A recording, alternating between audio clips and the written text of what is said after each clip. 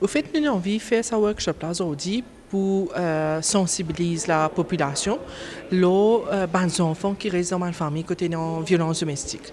Très souvent, quand nous pensons violence domestique, nous pensons soit une madame, soit une monsieur qui est victime. Mais bien souvent, dans l'autorité, tout le monde oublie qu'il y a des enfants dans la plupart des cas. Et ces enfants-là, tellement il y a la honte associée avec violence domestique, qu'ils ne peuvent pas le dire, ça c'est un camarade, professeur, on dit aux autres cachettes-les. Et c'est grave, parce que chaque enfant, ils méritent de vivre dans une case, côté dans l'amour, côté dans la paix. Et qui fait aussi l'important de faire un workshop comme ça, c'est parce qu'ils nous trouvé, une recherche nous montrait que la violence domestique est perpétuée de génération en génération. Et, par exemple, si un garçon grandit dans une case, côté dans la violence domestique, il a plus tendance lui-même à être violent.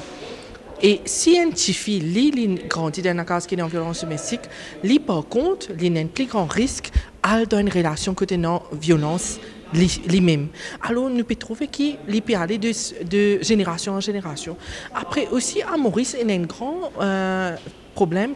Il y a beaucoup de monde pour dire ce garçon, ce petit fils, ce sœur, ce frère, je connais qu'il y a un problème de mariage, mais il y a un enfant et un enfant besoin se des parents. Oui, un enfant il besoin se des parents, mais seulement un enfant il besoin aussi rester dans la case, côté dans l'amour, côté dans la paix. Et un enfant peut vivre beaucoup plus bien dans ce type de la case, pas dans la case que Gamata tantôt dans la guerre. Alors nous on vit que la population réalise ça. Donc, je suis Amar Mahadev, je suis le chef du département de droit de l'Université de Maurice. Donc, aujourd'hui, on est réunis ici au Paul Octavie Auditorium à l'Université de Maurice pour un workshop qui est organisé par le département de droit. Et le thème du workshop, c'est Domestic Violence and its Impact on Children. Ce qui est un peu particulier avec ce workshop, c'est que cette fois-ci, on a décidé de le faire un peu plus ouvert, dans le sens où vous avez la force policière qui est invitée, vous avez le bureau du DPP, vous avez également the US Embassy, vous avez aussi the Ombudsperson Office qui est responsable pour les droits des enfants.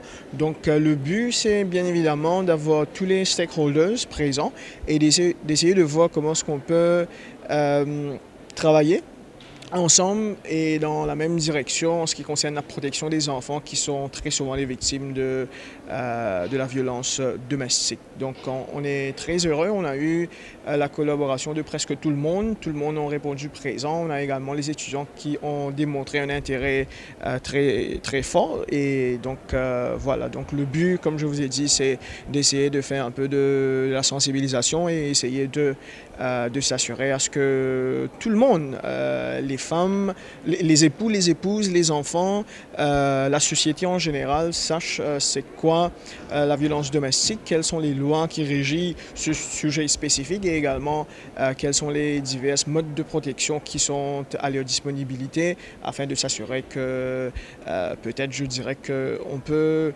soit diminuer ou améliorer la situation en ce qui concerne la violence domestique, voire même éradiquer ce fléau social. Donner des exemples de ce qui est fait à l'international et ce qu'on peut ramener à Maurice?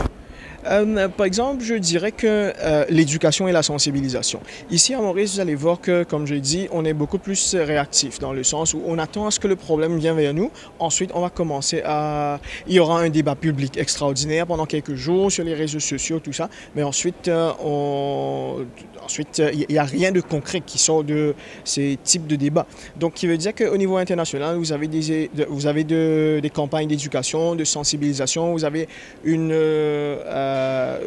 l'organisation des sociétés civiles qui sont très fortes et qui se mobilisent, qui met de la pression sur l'État, sur le gouvernement, sur nos policy makers pour faire des changements. Donc je pense que cet élan d'activisme qui est un peu manquant à Maurice, si on fait la comparaison entre le plan domestique et le plan international.